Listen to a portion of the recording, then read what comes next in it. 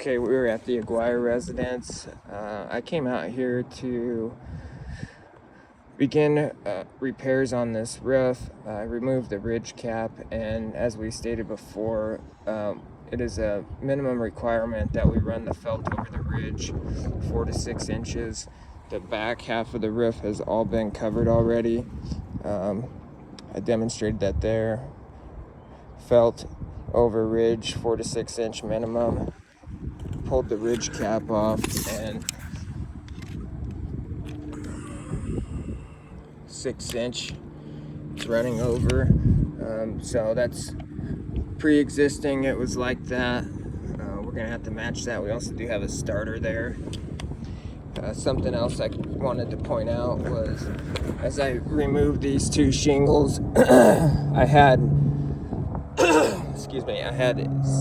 quite a bit of matting transfer happening. These shingles were not wanting to come apart and causing some additional damages, so we'll have to remove these top 2 courses on a per shingle basis, the length of the ridge, to install that properly.